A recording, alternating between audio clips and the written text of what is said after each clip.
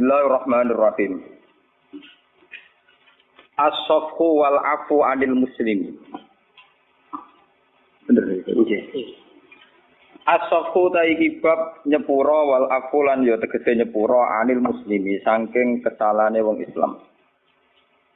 Akhraja ngetara sapa Al-Bukhari Imam Bukhari an Ali radhiyallahu anhu yaqul Bahasani Rasulullah sallallahu alaihi wasallam ana wa Jubair wal Miqdad radhiyallahu anhum faqala intaliqu hatta ta'tu raudata khafin fa inna biya do'inatan ma'aha kitabun fakhudhuhu minha intaliqu budalana sira kabeh hatta ta'tu sigo nekani sira kabeh utawa tumeka sira kabeh raudata khaf ing kawasan raudhah kawasan khaf nama sebuah daerah. Ini satu tempat antarane Mekah Madinah. Fa inna biha mongko tak temne iku ing dalam raudhah zoinatan ana siji kafilah utusan ma'aha kang iku sertane zoinah kita benutai siji surat. Fa kudu mongko jubo sira kabeh ing kitab minha sange zoinah. Pantolakna mongko budalan sapa kita. Tak ada hale kesusu bina klan kita apa khailuna apa jaran kita. Hatta atena singgo nekani kita ar-raudhah ta ing raudhah. Faizan mengko nalikane mengkono nahnu te kita iku bizoinati iku ketemu zoinah, ketemu kafilah sing beto surat. Fakulna.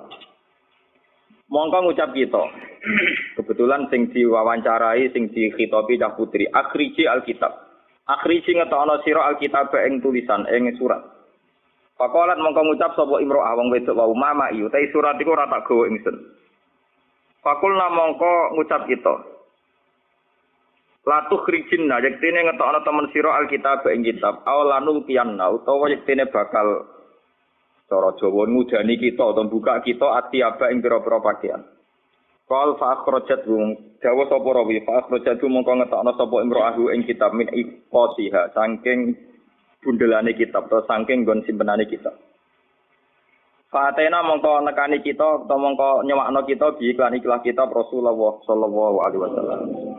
Faizan mongko nalikane mengkono fihi ku tetep ing dalam kitab utawa ana penjelasan ngeten utawa ana kejadian ngeten. Min Khatib bin Abi Balta'ah radhiyallahu anhu sangka Khatib bin Abi Balta'ah ila nasin maring manusa bi Makkah. Minal musyrikina saking pira-pira musyrik. Yukbiruhum nyritakno sapa Khatib Hum ing ikilah ahli Mekah tiba di amir Rasulillah kelawan sebagian urusane Rasulullah sallallahu alaihi wasallam. Faqala mongko dawuh sapa nabi ya hatiku Khatib mahadza mau te apa hadza utawi iki. Faqala ya Rasulullah mongko dawuh sapa Khatib ya Rasulullah la ta'jal aliyya. La ta'jal lamun kesusu panjenengan aliyya ing atase ingsun. Ini saat temen ingsun niku imro'an niku siji wong. Ini kuntu imro'an. Ini saat temen ingsun kuntu ana sapa ingsun imro'an iku wong utawa sebagian wong. Mulsikon kang parek banget fi Quraisyin ing dalam suku Quraisy.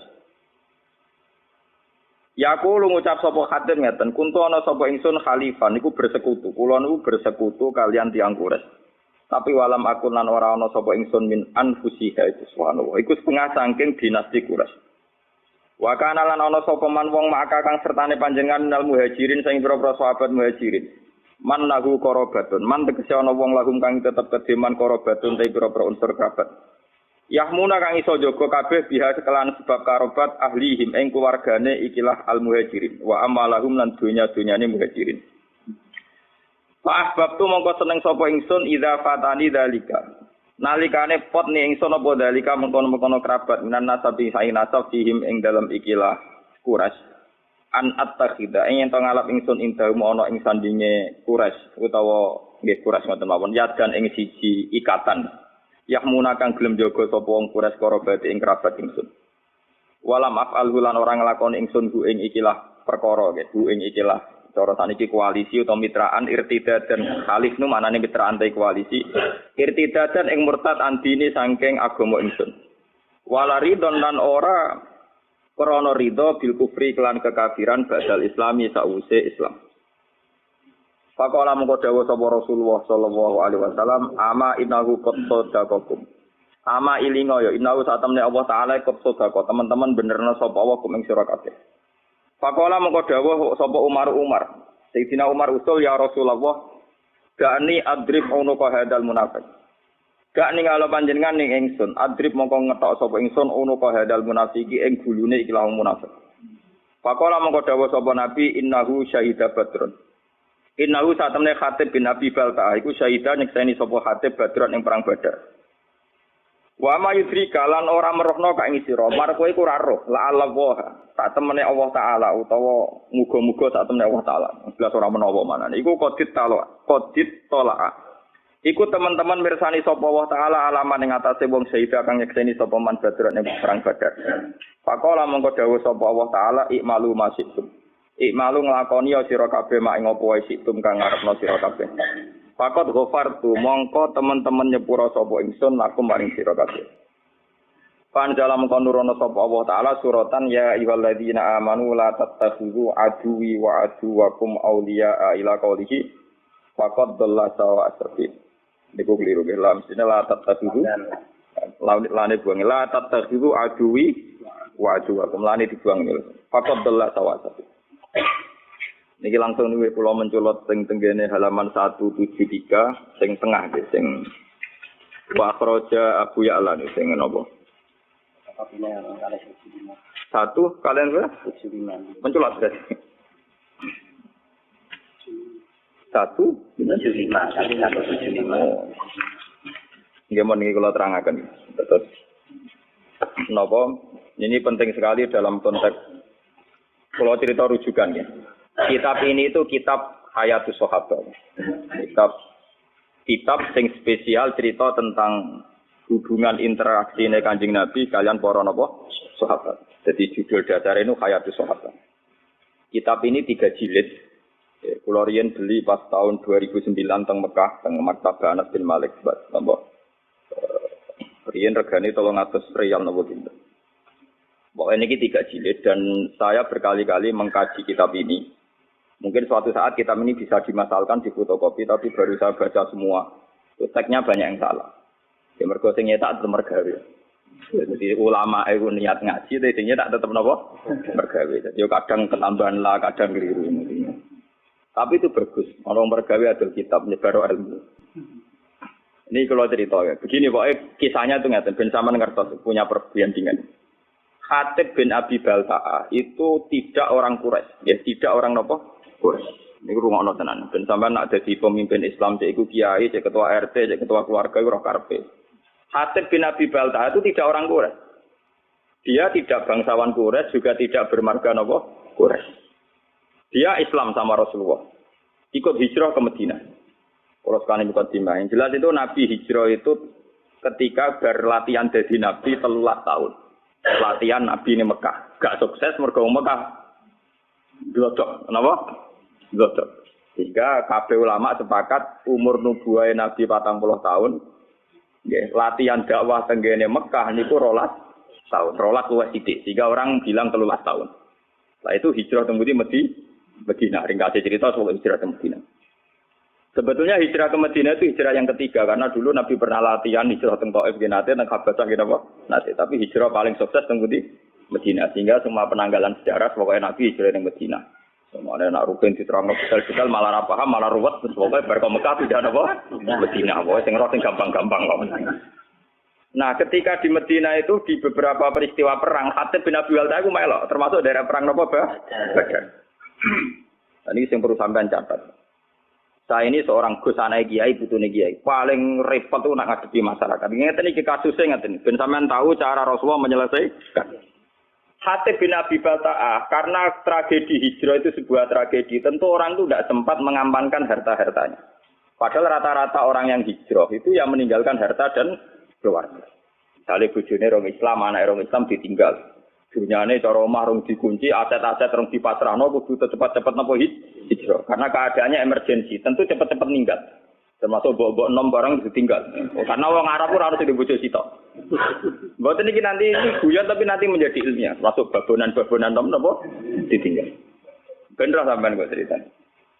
Akhirnya sahabat Muhajirin yang Madinah itu tanpa bojo. Makanya kata cerita sahabat Ansor bojone papa itu kowe karep di milih iku ya tak pegat ngono ida bar rabi kowe. Sehingga bojo pertama sahabat Muhajirin adalah bojo Bojo bekasnya sahabat napa? Itu semua ahli tarikh sepakat begitu. Karena bojo-bojo yang belum Islam atau apa masih ditinggal di Mekah. Nah, karena Sayyidina Umar itu bermarga Quraisy, orang Quraisy, Abu Bakar juga orang Quraisy, bermarga Quraisy. Rata-rata muhajirin itu margane Quraisy. Atau punya pertalian darah dengan orang nopo? Quraisy. Sehingga ketika mereka merasa nyaman di Madinah, ya sajane ana nakalane ana sok sucine. Sok sucinya begini. Mereka sudah dipuji-puji bahwa karena hijrah itu meninggalkan keluarga dan harta. Tapi sebetulnya bukan ninggal nepleng gak. Ya diam-diam misalnya Ruben di rumah Ibene, Mbak Mustafa di rumah misanane, pokoknya diam-diam ana sing rumah. Sehingga mereka tidak ada ketakutan kehilangan harta, termasuk Mbok Nom. Boten iki mengke ana critane, termasuk Mbok Nom bulan tak bulan-bulan ini termasuk kata kunci, termasuk napa? Mbok Nom. Ini termasuk kata kunci berarti. Memang benar sejarah. Nah, suatu saat Rasulullah itu karena sudah perang Badar mendekati Fathu Mekah sekitar tahun 667 karena Fathu Mekah rata-rata ulama membuat penanggalan tahun 8 apa Hijriah. Setelah itu kan Rasulullah tinggal 2 tahun lagi wafat. Okay. Setelah itu Nabi Haji Wada dan Nabi Haji terakhir. Nasi Khatib ini karena tahu Rasulullah suatu saat kembali ke Mekah dengan kekuatan penuh dan pasti menang. Perlu dicatat, Khatib ini sudah tahu kekuatan penuh Rasulullah. Bahwa Rasulullah sekarang orang yang sukses, punya pasukan yang terampil, semuanya punya orang loyalis yang hebat. Mesti nak masuk Mekah itu menang kan. Wong perang Badar ya menang wong Islam, beberapa perang menang napa wong Islam. Akhirnya Khatib kirim surat. Ngirim satu perempuan. Jadi mulai dhisik nek kon dadi intelijen wong wedok ora nyurigai. Jadi mulane kasusnya wong wedok kirim surat. Nduk pokok iki suratno nek penduduk Mekah. Suatu saat Mekah dikuasai Rasulullah. Lha iku mitra-mitraku sing nyelametno asetku iku kandhani. Ben soban nak ana serangan Rasulullah frontal iku dunya aku ora dadi ghanimah. Mergo ketemu kere-kere kaya Rasul itu aku dianggap napa? Ghanimah. Aku terkenal ger perang iku sing dunya dadi ghanimah, babonan dadi amal. Mulane kata kuncine aku muni babonan iki penting. Mergo perang dhisik iku pokoke untuk loro. Tak ghanimah mbek amal. Mulane sahabat itu budi-budi jak perang seneng kaya Khalid bareng. Lha niku nyata. Ada ini wong seneng wae ayo delian. Nanti saya iku seneng perang. Mergo hadiah untuk amat. Utawi napa? Mane sing turunane wong bedik-bedik kaya Khalid bin Walid anak wong bedik-bedik. Ngoten kadang amat rong bagiane diambung. Lurung bagian bu ampung. Wah, lha ora mesti bagian. Ada di perang iku mesti to. Dua lima bentuk napa? Hasil si Khatib bin Abi Balta'an iki apa itu kirim surat supaya aset-asetnya diamankan. Ini kembali ke mukjizatnya. Karena Rasulullah itu seorang nabi, beliau mukasyafah, kemudian diberitahu Jibril bahwa Khatib itu membocorkan rencana Nabi ke Mekah. Padahal dalam teori perang, pembocoran informasi itu kan satu hal yang krusial, satu hal yang bahaya. Padahal awaluman kalau ini betul, berarti awaluman yang membocorkan ini Khatib bin Abi. Paham ya? Akhirnya Nabi lewat teori, ya memang teori perang pasti begitu. Ngutus Sayyidina Ali. Di Raudhah Taqwa cara kene perbatasan Mekah Madinah iku ana wong sing utusane Khatib bin Abi Balta'ah. Itu bawa surat yang mau membocorkan ke penduduk Mekah bahwa kita mau ke Mekah. Hasil rahasia perang itu nanti terbongkar.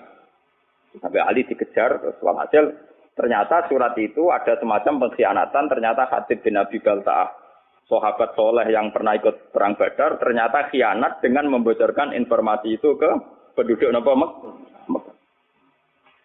Nah, ketika sudah begitu Khatib dihadapkan kepada Rasulullah. Nah, ini ruang tenang. Dihadapkan kepada Rasulullah. Khatib, apa yang mendorong itu? Kenapa kamu khianat? Informasi rahasia ini kamu sampaikan ke penduduk Mekah. Dari Khatib, ya Rasulullah, tiang-tiang sahabat muhajirin itu rata-rata kan orang Quraisy. Jika harta dan keluarga mereka terlindungi karena mereka bagian dari orang Quraisy. Kalau saya ini tidak orang Quraisy. Jika saya harus punya mitra orang-orang Quraisy untuk melindungi harta-harta saya. Ya. Karena tadi kalau ada teori perang tentu hartanya nanti jadi goni. Umar karena melihat si Khatib ini khianat dari Umar, yaitu model Umar mantan preman. Ya Rasulullah, Khatib sudah munafik. Bunuh saja. Kalau engkau mengizinkan Khatib mau saya nopo? Ini yang perlu sampean catat, ngaji di sini penting itu dawuh Nabi. Dari kaji Nabi, Marko iku ora roh pangeran. Aku sing roh pangeran. Aku roh pengumumane pangeran sapa wong sing melok perang Badar dosane disepuro. Malah pangeran video pengumuman ikmalu masih itu fakot gofartu. Lakum wis kowe kelakuane mau oleh pokoke wis disepuro. Umar kan meriah. Ternyata khotib wis karena khotib itu tahu melok perang Badar. Jadi dia melok untuk pengumuman ikmalu masih itu fakot gofartu napa? Lakum. Wes piye wae kowe wis disepuro. Karena juga ada adil kan pangeran misalnya sing mati dia mati syahid terus sing ra mati ra disepuro kan ya ora lucu padha perange kok. Paham ya? Jadi siapa saja yang perang Badar tentu untuk pengumuman untuk satu hadiah ikmalu masih itu fakot gofartu lakum wis kelakuan apa wae wong kowe melok perang Badar tetep napa disepuro. Lah ini yang menjadi catatan sejarah itu begini iki rungokno tenan. Dalam Fathu Mekah ini mau kembali ke Mbok 6. Mau yang sok suci kan Sayyidina Umar. Mergo ape baca khatib karena dianggap membocorkan napa informasi. Sampeyan tak ceritani, poso dalail yang dilakukan toreko-toreko sing tukang poso setahun niku. Pinten nggih Pak, setahun niku. Sing kurang suwe 3 tahun. Setahun wis suwe malah napa? Poso dalail itu tidak ada sanad sampai Rasulullah. Secara ilmiah tidak ada sanadnya. Bahkan zaman Nabi Sugeng itu jelas-jelas melarang la siyama liman somal abad. Tidak boleh wong poso nurut pinti tahun. Jadi dulu larangan betul poso setahun. Jadi poso setahun riyen dilarang Rasulullah. Wis Ramadan tok ambek kadang nak umat ya Senin Kamis, nak umat ya Asyura, sing mesti ku nak wis kadung dadi kiai ya mbok poso napa? Durunge Adha itu napa? Arafah nggih. Arafah. Ora tau poso dadi ra. Pas saya khawatir kakek enggak jarah. Kula niku mergo kula niku ape cerita poso sunat itu trauma kanca kula. Niki kisah nyata kula niku kanca jenis Subron. Jadi yo latihan kiai pidato pas Idul Fitri. Man soma Ramadan summa atba'u sitan min Syawal fa kana ma soma daro napa? Kula. Melepok pokoke fadile poso 6 dina tau. Apa? Bareng hari kedua ketiga tamune cek poso dekne ra poso. Tamune wong lugu-lugu wong awam. Ih, jebule jenengan bodho niku lho. Kula mau arep jenengan jebule jenengan gak poso. Dekne eling kula kapok wong iso suci. Niku tuan kula wis kula arep jenengan kapok. Jebule banyak umat sing poso niteni. Pos sing do poso 6 dina do sowan dekne. Syukrane rokokan tenang. Iya jebule jenengan bodho niku lho. Kula mun poso-poso ana jenengan jebule jenengan gak poso. Kira tuan kula kuwapok kok kula ngiyi tenanan kuwapok. Akhire saiki wis pidato fadilah mulang ngono. Jadi kula nggih ngoten ning titik ngomong fadilah mulang. Misale kula wiridan kalah Mbak Mustofa. Nyabari melarat kalah Mbak Ruhin. Misalnya kalau cerita fadilatus sabri alal fakri, saya tetap kalah Mbak Ruhin. Wong kula ndak ada reputasi fakir teman-teman. Mulai kisahnya saja. Ini kurang tenan. Yang perlu dicatat, Umar ini balik ke poso dalail. Ketika Sulhul Hudaybiyah dan ada masalah besar perjanjian, ini masalah tarik, makanya saya ulang-ulang. Ketika Sulhul Hudaybiyah antara Rasulullah dan kafir Quraisy, itu ada perjanjian-perjanjian yang merugikan umat Islam. Jadi saat itu kata orang-orang kafir, "Mas, kamu boleh tawaf, tapi tahun depan. Kamu nggak boleh mempengaruhi orang Mekah supaya masuk Islam. Kalau sampai ada masuk Islam harus kamu kembalikan menjadi kafir lagi. Tapi orang Islam yang menjadi kafir, rasa balik nomat macam asal usulnya kafir. Kurang ajar maksudnya. Umar marah-marah, ya Rasulullah, bagaimana mungkin perjanjian ini Anda terima sementara semuanya merugikan umat Islam. Ini perbatasan Hudaybiyah. Perbatasan apa? Hudaybiyah. Ini rumah tenan. Muatat Umar, yo sok suci muatat. Mumpun Kanjeng Nabi perang mawon timbang ino, timbang napa? Ino dari Kanjeng Nabi. Ora marung, aku rene niat umroh. Padahal niku Nabi niate napa? Umroh. Aku rene niat umroh ora niat perang. Karo dene ora nggo alat perang, Mar. Lah sing lucu, Kanjeng Nabi ya tahu disangsikan sampai belum pernah Sayyidina Umar bantah Kanjeng Nabi dan menyangsikan kenabiannya Kanjeng Nabi kecuali dalam peristiwa Hudaybiyah. Kanjeng Nabi yo duwe seni. Walhasil Kanjeng Nabi itu ketika mendekati Hudaybiyah itu Nabi ketok senyum-senyum seneng. Ya, Nabi ya aneh, seni. Ketok senyum-senyum. Takoki Mbak Umar ya Mbak Abu Bakar. Ya Rasulullah kenapa engkau kelihatan sumringah seneng? Barusan tadi malam. Laqad unzilat alayya lailah suratun ahabbu ilayya mimma talati samsu. Aku bantuk surat sing informasinya itu sangat menyenangkan. Kowe iku luwih seneng timbang donya sak isine. Nah, termasuk surat itu la tadkhulunal masjidal harama insyaallah aminina muhallikina napa ru'usakum wa muqassirin. Ini ku surat Fatah. Bahwa orang Islam dijamin masuk Masjidil Haram aminina dengan keadaan sentuh. Sahabat itu seneng, wah iki kasil tenan informasi kon Nabi kan gak ngarah salah. Wah kasil tenan iso tawaf iso mek. Ternyata usul Hudaybiyah ada problem. Ning rumah ana gitu Hudaybiyah ada napa? Problem. Umar di kesempatan lha jenengan dhewe sing dicritakno ayat nak kita bakal latat khuluna Masjidil Haram insyaallah amin. Kok malah kejadian ngeten ra iso mlebu-mlebu Mekah. Kanjeng Nabi cek jawab aja. Ya tapi ayat iku ra muni taun iki, Mar. Tapi ning ayat iku ora ono taun iki, Mar. Ya Pak Umar iku, Umar kotom iku sing ada wong tenan wae. Wes gak terima deh, takut Abu Bakar. Abu Bakar jawabnya ngono. Abu Bakar malah lebih eloknya cakemnya. Tapi kan ini Allah, Mas. Coba ini cerita, sampai ngerti. Bahwa sahabat itu langsung terus apian terus, ada problem-problem sosial. Latat kulun nal masjidil haram apa? Insya Allah tuh kalau gue nak ngiyai mesti enak. Kok enak-enak? Ya kan orang jaminan saiki. Bukan, lah repot. Tak sebenarnya rapper kan. Yang tim mati tenan. Nah, ini walhasil terus. Ya itu Umar saking mangkel di luar kendali sampai keterucut meninggal. Ketika informasi itu di luar dugaan dia kan nafsirkan kalau aminina ya sekarang ya, kenapa? Ternyata tidak jadi sekarang. Jawab Umar sampai Nabi ditanya gini di luar kendali. Alas ta Rasulullah, tapi engkau tetap Rasulullah dan masih Rasulullah. Wah, aku kok jenenge kaget sesuatu. Maksudnya biasanya nang informasi kan cosmeng. Nah, kali ini meleset berarti alas taruh. Jangan-jangan kau sudah ada Rasulullah. Umar saking dari Nabi enggak emosi. Ya, tapi tetap Rasulullah. Lah, semua informasi dari engkau mesti benar. Iya, mesti benar. Lah, tapi kenapa tidak jadi masuk Mekah sekarang? Ya mergo ora ono tahun ini dari Nabi jaganya mergo ora ono jaminan. Walhasil Nabi menerima konsep Sulhul Hudaybiyah. Dan akhirnya Nabi kembali ke Madinah tanpa terjadi umrah. Sampai 2 tahun kemudian baru terjadi apa? Nah itu Sayyidina Umar akhirnya nyari anak poso dalan. Warene Madinah ini sempat. Jebule ngotot bantah Nabi dia ora kangen Ka'bah. Duwe bodong kowe. Jadi dia ngotot bantah Nabi ora kangen Ka'bah. Munamuni apa tuaku ora ono pikiran tuaku ora ono. Mergo kangen mbok enom sing suwi ra dikumpul. Saiki wis itu gerbang Mekah. Lah iya gara-gara kangen mbok enom kok aku bantah Nabi ngantek ngono, paham ya? Terus dia sumpah-sumpah pe poso setahun. Mulane poso setahun niku sanate dalil ila Umar radhiyallahu anhu. Iku ngaparoi ngempet mbok enom. Nganti bantah sinten? Mulane terus dadi mitos nak foto dalail nyebur dosa. Mergo dosa bantah Nabi kelebur, meneh dosa ringan-ringan kapan. Niku ceritane. Sehingga Umar lah awaluman sing mensyariatkan poso napa? Gara-gara mangkel. Gara-gara mbok enom wae dekne bantah Kanjeng Nabi modho ning Ka'bah. Engko sithik-sithik meneh kangen tawaf. Kan ning teki dekne ora ono kamus tawaf ora. Wah, kamus tawaf mboten en. Lah niki balik teng Khatib bin Abi Balta.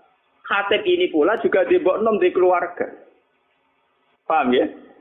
Nah, malah ini yang kaitan dengan saya dengan para anak-anak kiai. Mesti sing waras sing gelem mikir agama.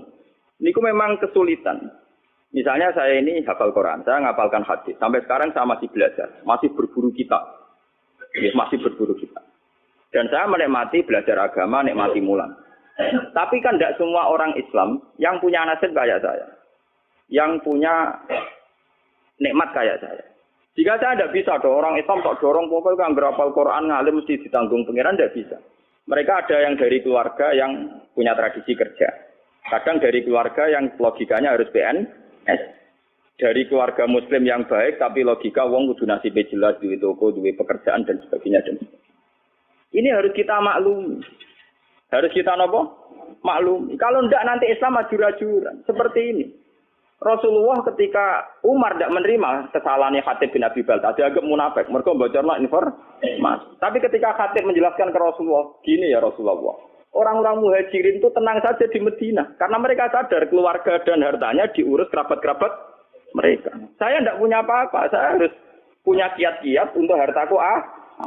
Tapi apa kata Rasulullah? Ternyata Rasulullah, ya kamu ada kepastian dari Allah bahwa Allah Ta'ala innahu qad sadaqakum. Allah benerno alasanku. Digamane ngeten, saya ini anaknya kiai. Bapak saya kiai, mbah saya kiai. Umpama aku sangka ngalim nganti tuwek nganti matek ra di pekerjaan. Pokoke anggere mulang istiqomah abad asah. Kuwi dianggap prestasi. Temenajan to kere klunak-klunuk mek kukar-kukur ngono dianggap prestasi karena ukuran sukses anak kiai mulang istiqomah. Bayangno misalnya keluarga yang matre atau PNS atau apa. Kan enggak mungkin wong ngono dianggap prestasi. Urip ora jelas. Nah, tentu santri-santri soleh yang dari keluarga ini jangan salahkan nah orientasinya bisnis. Karena ya itu tadi konteksnya beda. Terus saya biasa debat sama Gus-Gus sampai maki-makian. Ini cerita-cerita ilmiah saja juga.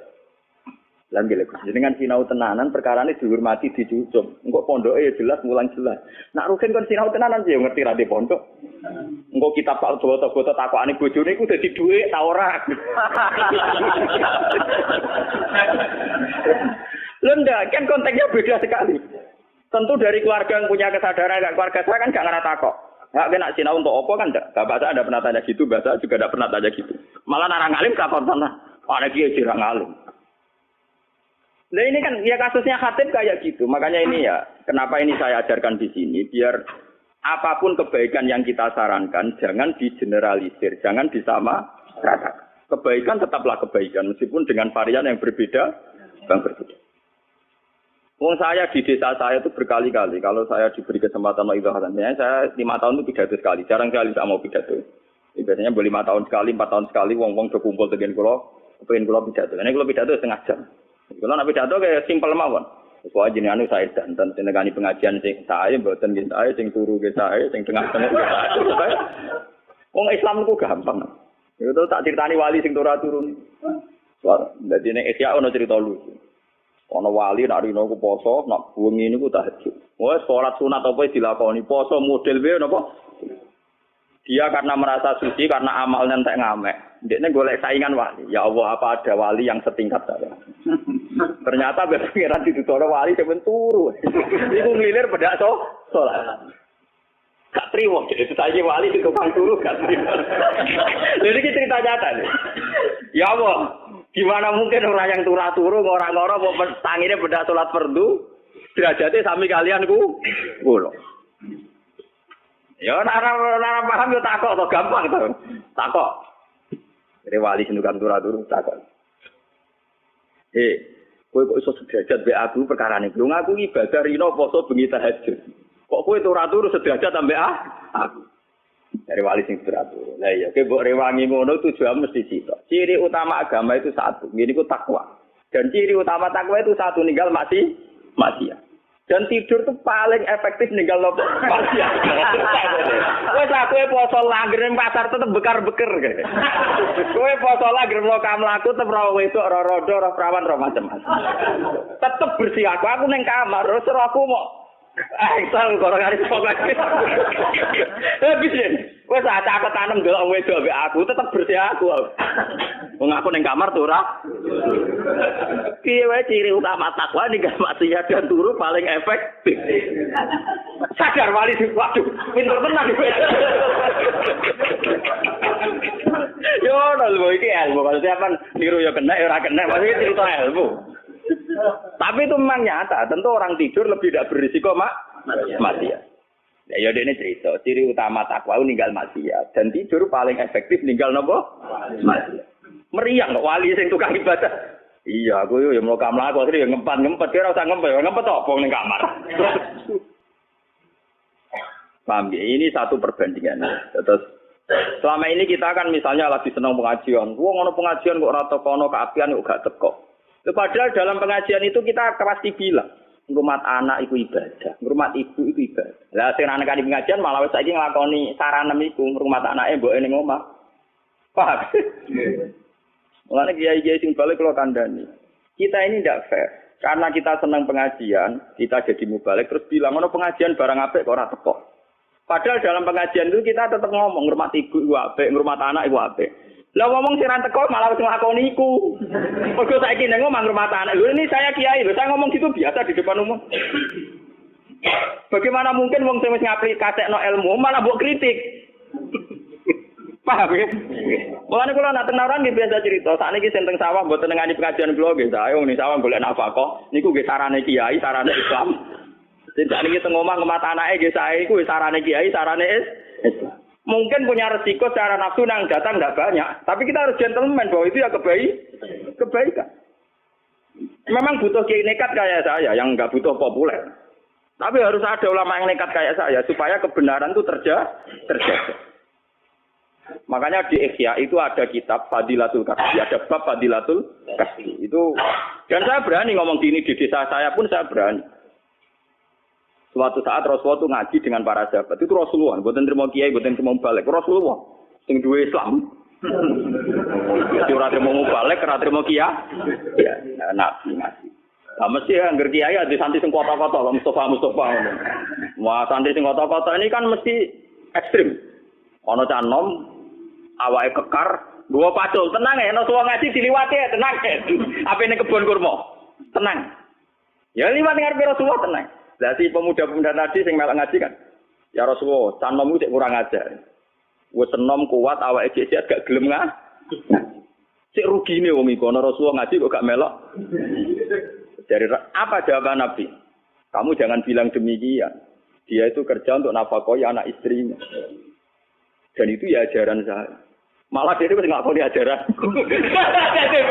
Lu itu nabi, malah saya tambah yakin. Jadi Muhammad nabi tenan. Enggak mubalek. Hebat. Jadi dia tidak mubalek, enggak kiai, enggak ada nafsunya sama sekali. Paham ya? Memang butuh hati gede loh, ngomong ngeten butuh hati gede. Karena kita tetap ngaji, manjen goblok ya ben ngaji kok. Tapi ini cerita, kita ini tidak usah membakukan satu kebenaran, satu dua. Mungkin nanti Gus kudu ngalim takdir. Apa sing rapati Gus, rapati ngalim, tapi amen pidato, sing maslahat gawe masjid, urusan bangunan. Lan aku yo coba melok-melok, malah ra rokok aku malah repot. Lah padha sing Gus ngaji malah melingkar kabeh maknane malah. Ini kan urusan pembagian apa tuh? Tugas. Makanya Sayyidina Umar disalahkan oleh Rasulullah. Kamu jangan begitu. Ternyata Khatib bin Abi Balta'ah punya pertimbangan tertentu. Umar sing sok suci tadi ternyata pertimbangannya bono. Terus dia mau angkel ambek awake dhewe terus foto napa dalah go ngaparoi bantah Nabi demi bono. Semenjak niku terus dalail jadi syariat. Mulane sanad dalail sebenarnya terputus sampai Umar. Jadi yang persisnya adalah foto setahun terputus sampai sinten Sayyidina Umar. Bahwa kemudian ada hadis umum tentang Umar. Ini ku alaikum bisunnati wa sunnatil khulafair rasyidin al-mahdiyyin abdu alaiha bin nawajib. Jadi sebenarnya kalau persisnya foto setahun itu hanya sampai Umar, paham ya? Karena Rasulullah melarang foto nopo tahun. Tapi karena Umar punya pikiran tertentu untuk mengkafaroi dosanya, itu sah adanya. Ya tentu menghindari yang haram-haram kayak ayam mutasyrik terus napa Idul Fitri tanggal 1 ya itu kan itu pakem ya kayak gitu-gitu terus sebagian ulama nambahi ayam musyak kayak tanggal pinten antara 30 dan apa tapi itu sebagian ulama sebagian liane tenang mawon mergo wis kadung. Jadi orang ulama yang mengharamkan puasa yaum musyak berarti tanggal pinten 30 atau 29 sebenarnya yang potensi jadi tanggal 1 Ramadan. Lah ulama sing mengaramno aku setuju. Setuju kula iku ben malaikat iku jelas. Saake malaikat menyen agak diharamno. Saake malaikat begini, kita ini kan misalnya tahu falak ya. Sekali 1 Ramadan itu kan harus puasa atas nama Ramadan. Kalau orang yang biasa dalail tidak pernah jeda dan itu terjadi sak, misalnya orang khilaf Ramadan itu apa Senin apa Ahad. Orang masih napa? Khilaf. Tentu aturan fikih kan itmam. Itmam misalnya nunggu selesainya 30 sak ya 30 hari ya, minggu 30 hari.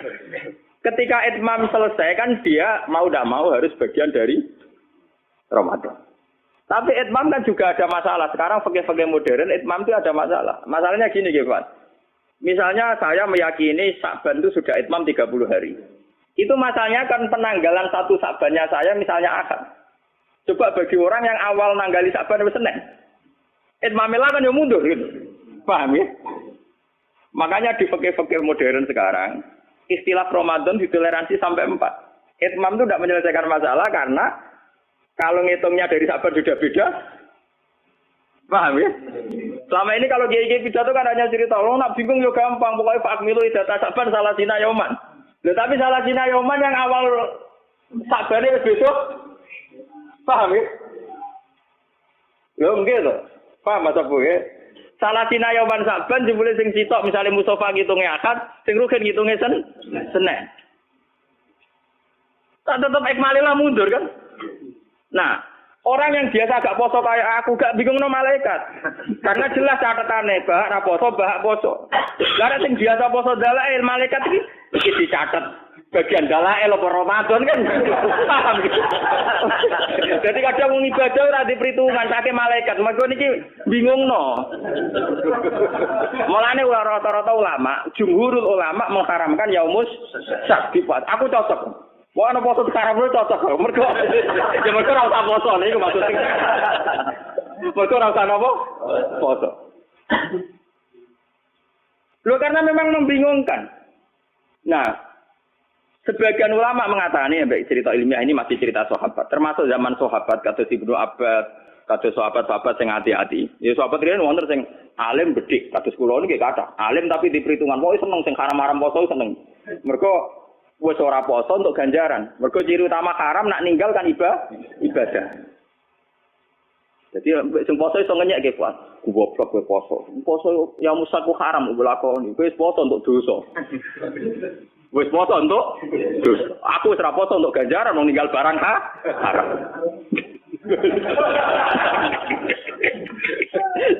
Menangan tenan kula seneng. Ana ulama darani ya musaki poso haram. Berarti sing nglakoni poso dosa napa ibadah?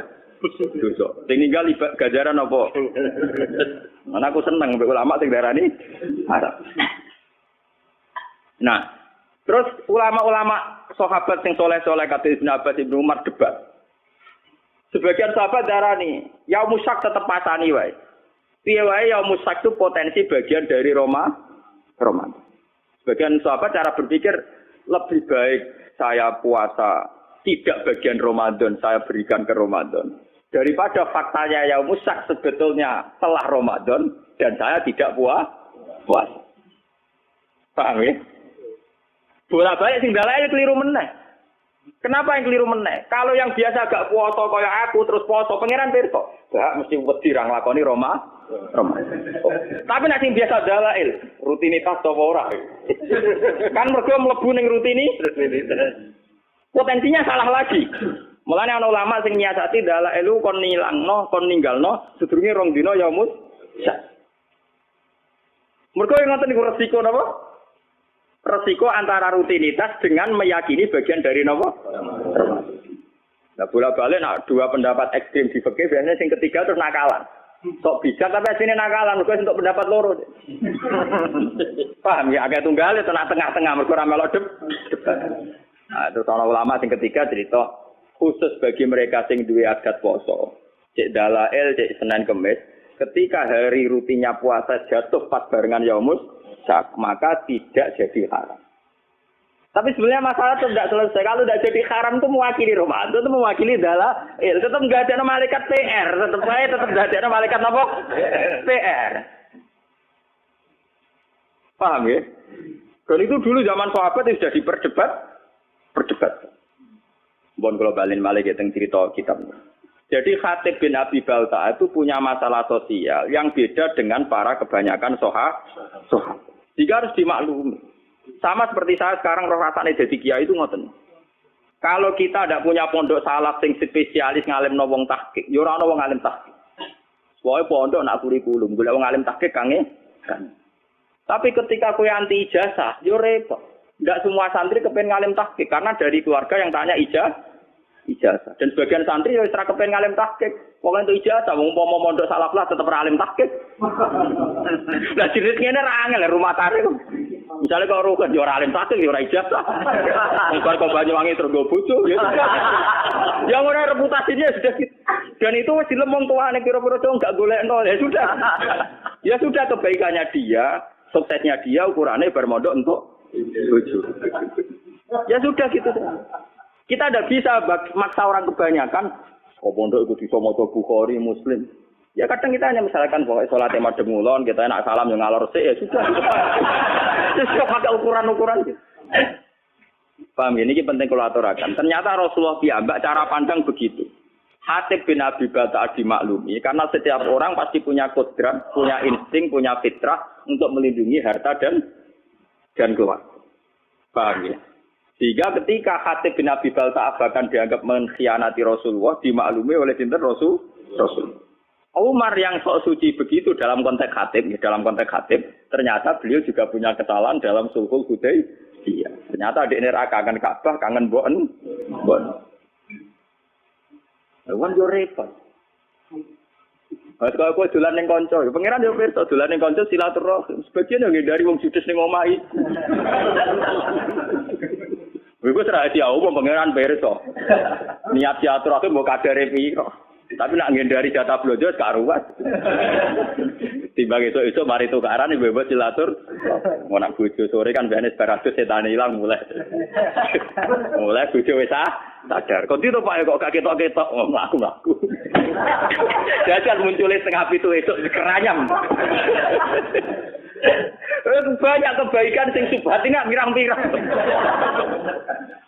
Kebaikan sing napa? Subhat. Sawangane kangen Ka'bah. Jebule plesir ngono wae. Jadi ini terbelit masalah korupsi. Kurung-kurung nak ning multajam donga mustajab. Nak menawa bebas kok korupsi, moro Ka'bah. Jadi Ka'bah delok-elok. Nak menawa iso nyapati terus bebas sangko napa? Terjerat napa? Ini Ka'bah kayak kuwatir ngadepi wong ngono. Ya itu kan sudah gitu itu ya kayak kasus Sayyidina Umar kok tadi. Umar wong saleh tenan dikafari poso setahun apa wong gelem. Paham ya dadi niki ben sampean ngertos. Kenapa saya milih kitab Hayatus Sahabah ya? Kalau kitab-kitab tasawuf kayak Hikam, kayak Ihya itu dikarang orang-orang yang sudah dekat Allah tapi tidak mengalami kasus sosial yang nyata. Beda dengan Rasulullah, beliau seorang sufi, seorang ahli ilmu hakikat, tapi ngadepi konteks sosial yang berbeda. Dan beliau harus dihadapi. Itu kan ngeri betul. Beliau atas nama pemimpin besar dan atas nama profesional urusan militer, informasi memang nggak boleh bocor.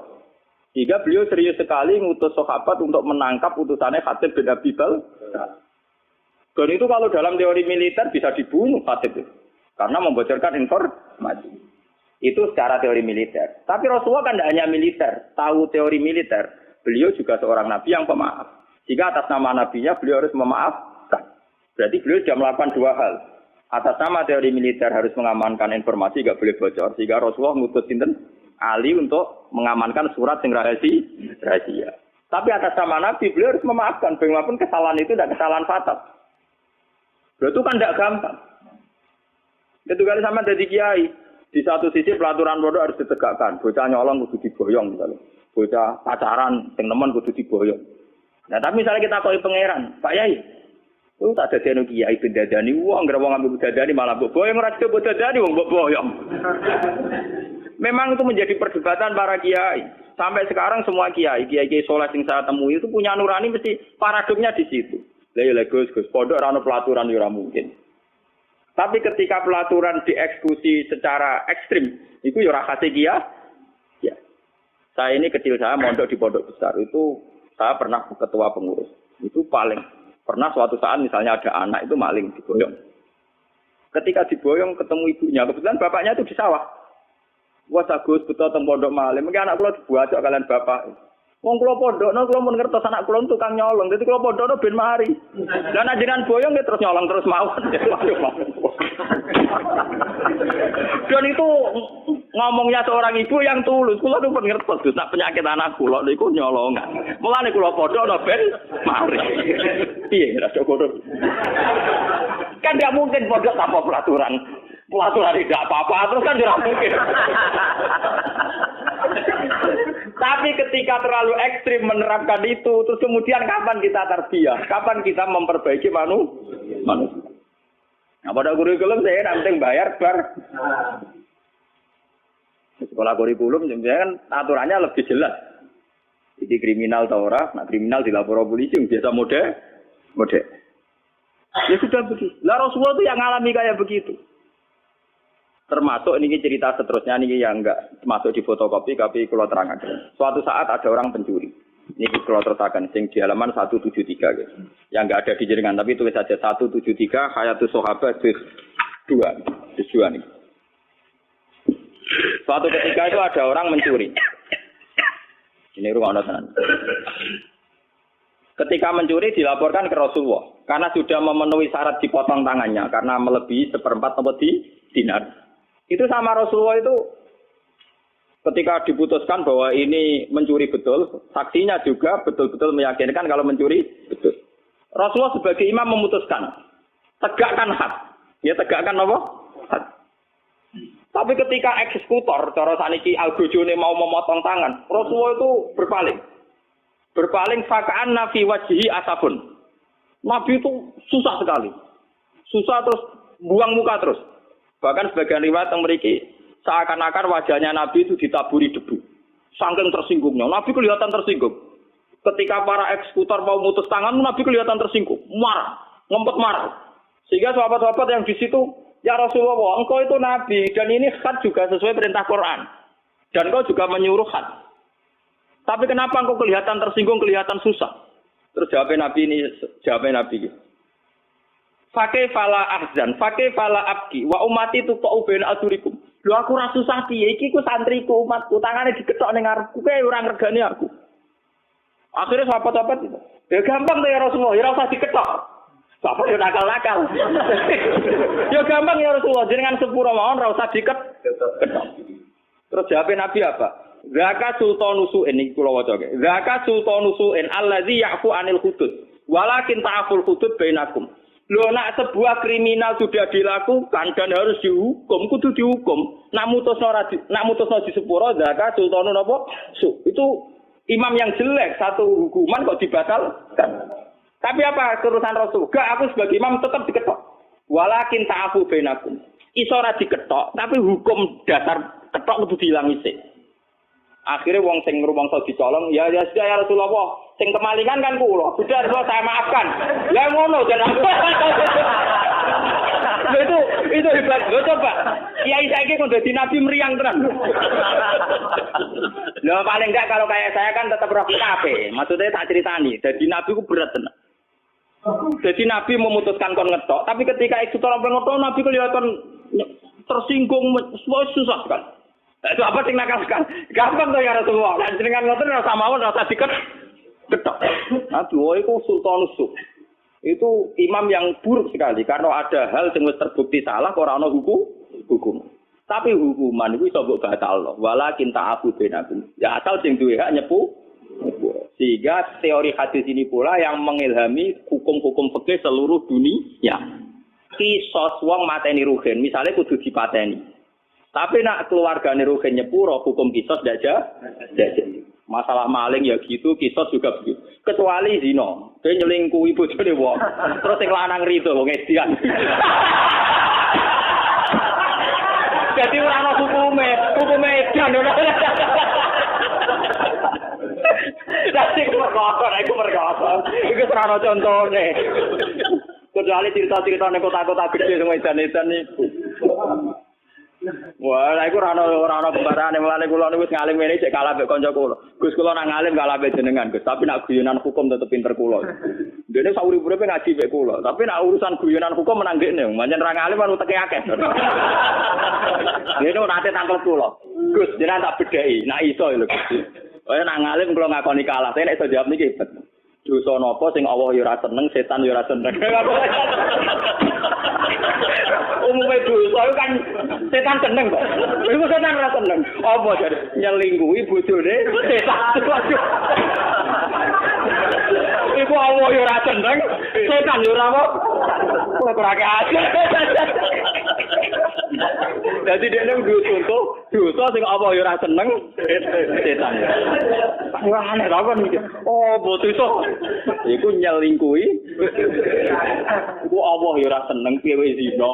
Setan yo ora seneng ya bojone. Allah karim. Mulane saiki terus Mulane minuman keras nak diombe wonge mati diteket setan. Wong minuman setan diombe. Setane gak terima. Allah yo ora seneng perkara minuman setan. Setane yo ora seneng. Ngombene dipek. Mulane hukupane berat jane mati. Kok Allah yo ora seneng. Kok nak maksiat setan seneng jane setan nulung. Iki lah yo ora nulung mergo mangkel minumane dientek. Lah kok apik utekam lha ya Gusti ora ngalim kudu ngembangno ngene iki. Ya jane iku sing nyarano kula. Wis Gus ra usah dadi wali papan atas, ora usah dadi wong saleh nemen-nemen ora enak. Lah ora enak. Engko nek ning swarga bareng Nabi Ibrahim Muhammad ra iso rokokan. Saleh biasa-biasa wae kok tetep awor kula santai Gus. Semoga jare nak soleh nemen keluargane awar nabi meriang gitu maksudnya. Wah sungkan aku dilak-diluk terus kan. Gak enak. Jadi keluargane biasa wae kok nak kangen nabi sowan. Lah iku carane yo soleh yo nemen-nemen. Kira ngajar, kira. Lah iki nek wijine rasional urusan ngono. Maca kitabe blober tapi nak urusan ngono dan. Ya muga-muga rezeki utek ngono iku. Bang, terus ini memang kenapa ini saya dari rumah tak niati bahwa kitab ini difotokopi. Memang kita sebagai tokoh agama repot ngadepi fakta-fakta sosial sing macem. Tapi apapun itu sikapilah meneladani Rasulullah Shallallahu Alaihi Wasallam dengan mengkaji kitab-kitab kayak ini. Sampai ndak harus gimana sudah ini kitab dikarang oleh ulama hadis sahabat itu terkenal. Saya di Mekah umrah itu 8 hari tiap malam itu ngaji hadis sahabat. Cari sesa yang sedang ngajar hadis sahabat. Saya umrah 9 hari itu kalau malam belajar Bukhari dengan hadis sahabat. Ya saya memang niatnya sinau. Kalau wiridan ya kuat. Jadi yang berkonco-konco enggak umrah lagi. Kak, bisa naik cukup. Mas. Sinau aja.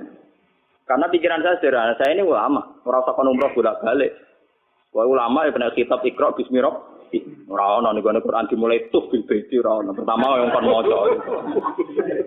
Nabi Adam pertama digawe wa alama Adamal asma. Tadi semuanya itu dimulai dari unsur ilmiah. Ora ono cerita liyane ilmiah. Lah iki ulama, dadi sebenarnya sinau. Lala kesampean. Kabar-kabarnya kalau di depan Ka'bah itu orang tidak boleh bawa kitab karena Wahabi itu ekstrim. Selain yang baca Quran biasanya nopo di juhura. Kalian naskar-naskar. Tak kalau ya goblok. Kalau kitab kayak Bukhari itu kan standar dunia. Orang Wahabi juga mati. Jadi kalau saya jam 2 itu belajar Bukhari sampai subuh. Ya hanya gitu kan sepi. Ya karena belajar wong alim itu wakai kan gak boleh rujuk, gak boleh makno. Seorang yang belajar musofa ya boleh kamus. Mujid gak kena kamus terjemahan. Ya repot-repot nanti malah kabeh sing bingung piye riwarti. Jadi kalau malam itu belajar jam 2 sampai subuh. Biasanya santri-santri sarang yang di sana ikut ngaji. Meskipun sudah mondok di Mekah ya, Gus kalau ngaji lagi sama jenengan, memang dulu muridnya saya ketika di sarangnya ngaji lagi Bukhari. Sehingga saya pas di Multazam itu hanya berdoa, ya Allah, saya ingin mewarisi Rasul Engkau yang Engkau titahkan, Rabbana wab'ath fihim rasulam minhum yatlu alaihim ayatika wa yu'allimuhumul kitab wal hikmata wa yuzakkihim. Bahwa Rasul Muhammad itu disifati Quran itu hanya tentang ngajarnya. Seorang Rasul itu apa? Rasul adalah orang yang mengajarkan kitab Quran. Wa yuzakkihim wa yu'allimuhumul kitab wal hikmata wa yuzakkihim. Sehingga seorang ulama kalau warasatul anbiya ciri utamanya itu hanya ngajar. Bahwa kemudian wajib haji, nak ditakdir wajib. Ini kok nggih. Ya kaya kula mari kadang wah ya repot. Kalau itu cara melarat malah enak mikir kaji. Kadang ditakdir mampu napa? Nek rugen kula takok, wah kula ora kepikiran blas terus ora wajib. Oh, tekale pikir gowo-gowo. Tapi memang ya, kalau ulama itu watak dasar yang wajib enggak bisa dihindari itu mulang. Karena ketika Nabi Ibrahim itu ingin punya anak cucu yang jadi rasul, itu berdoanya Rabbana wab'ath fihim rasulam minhum yatlu alaihim ayatik. Harus ada alaihim. Setelah dia alim Quran harus dibacakan ke orang banyak. Kayak saya ini dibacakan ke orang banyak. Yatlu alaihim. Jika hubungannya ulama dengan umat usahakan hanya hubungan ngajar. Dan itu saya praktekkan. Saya di Bojonegoro habis ngajar ya pulang. Di sini habis ngajar pulang. Jarang saya nimba tamu. Sekali ulama di luar mulang hubungan dengan masyarakat, tengah dukun. Sing melarat yo ndongakno jembar rezekine, sing buka toko yo ben penglaris. Paham ya sing duda-duda yo kepen nang payura. Itu udah harus ulama sekali bersaya sing nangani ngono-ngono iku, Pak. Selain aku yo ora duwe donga-donga sing iki buka toko, iki buka pom, iki ora duwe ngono. Wah, nek sing kiai-kiai ngoten wae ono wae dongane. Buka toko ben laris. Istiwa si bebas wae akad legi apa kok. Soe wae ono cara-carane opo piye. Mungkin sira di toko kok carane. Ana-ana.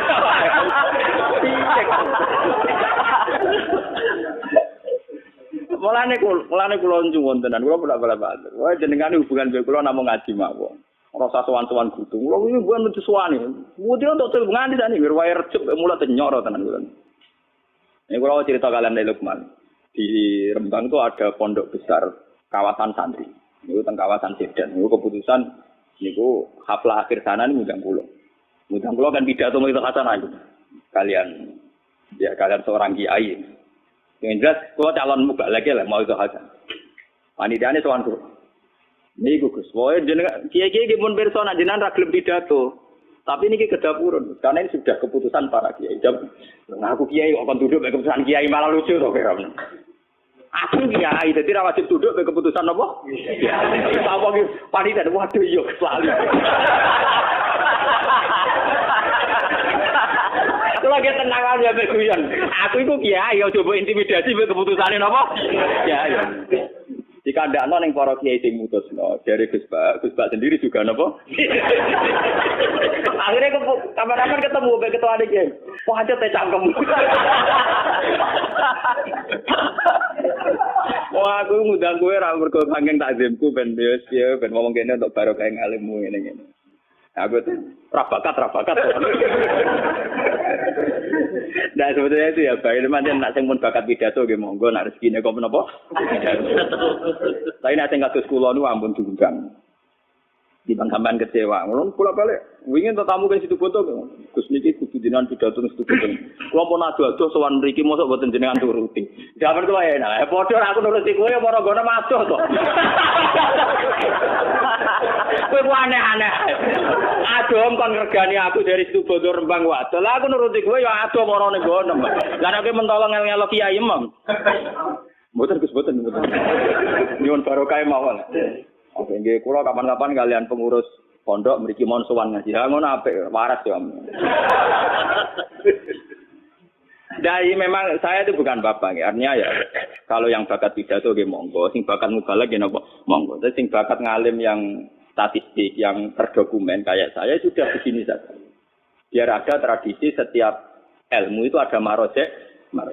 Saya itu kalau ngaji saya tahu wong kok rukin ngomong apa percaya, umpamane ra paham. Tapi tetap tak dudono kitabe.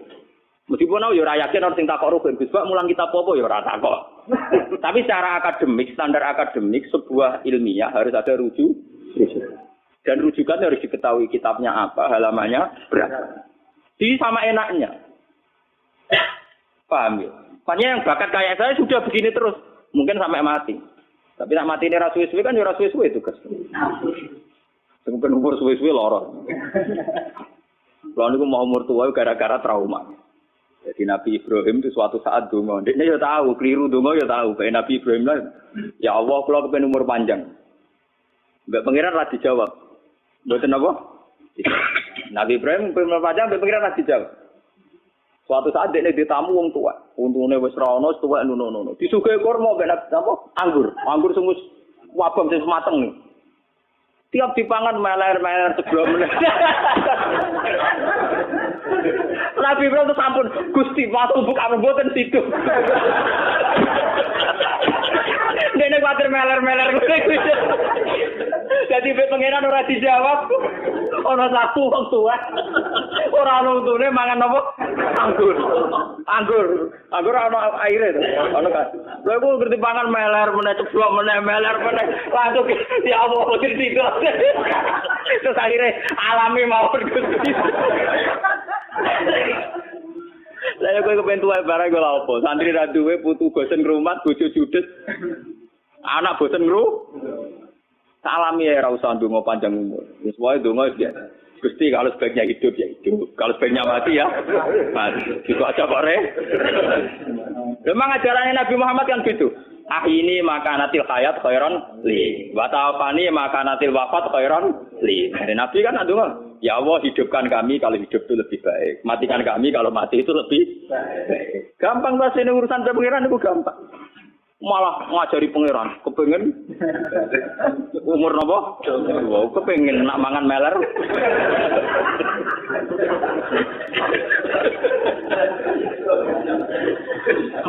Paham gitu, terus ini tengah-tengah gitu. Makanya sebetulnya kayak ekstremis-ekstremis yang memaksa hukum Islam diterapkan secara ekstrim, itu sanadnya juga tidak mutasil amat, karena memang hukum itu harus diterapkan. Ketika ada kasus, hukumnya harus diterapkan. Tapi sebetulnya sebelum hukum ini diterapkan, itu ada solusi pengcancel, pembatal hukum. Yaitu pihak keluarga atau korban tetap punya hak memaafkan. Dan itu menjadi alasan hukum jadi gugur. Paham? Dan itu seluruh umat Islam, ulama seluruh dunia sepakat. Misalnya kisos, itu bisa hukum dipanjung karena membunuh orang. Itu bisa gugur kalau sebagian warisnya terbunuh, memaafkan. Begitu juga maling. Makanya akhirnya terus Nabi, warung Nabi dukung, ya sudah kalau Rasul jangan dipotong kok gampang. Orang iso, seorang imam harus mengeksekusi keputusan. Nah, tapi jenengan kita ngoten, kita sumpah, kita apa? Nabi cerita, walakin ta'afu bainakum terus njare korbane. Ya Rasulullah dikimaki kula bebas no. Sakit. Ya sudah selesai. Jadi sebenarnya selalu ada solusi seperti kisos. Makanya walakum fil kisosi hayat. Tapi ya ada aturan seterusnya. Faman ufiya lahu min akhi syai'un fatiba'un bil ma'rufi wa ada'un ilaihi bi. Terusannya ayat kan indah sekali. Dzalika takhfifum mir rabbikum. Aturan ini menjadi ringan karena menjadi fleksibel. Menjadi apa? Fleksibel. Aturan tegas pembunuh harus dibunuh diharapkan meminimalkan orang-orang supaya tidak mudah membunuh. Karena kalau membunuh pasti secara hukum dibunuh.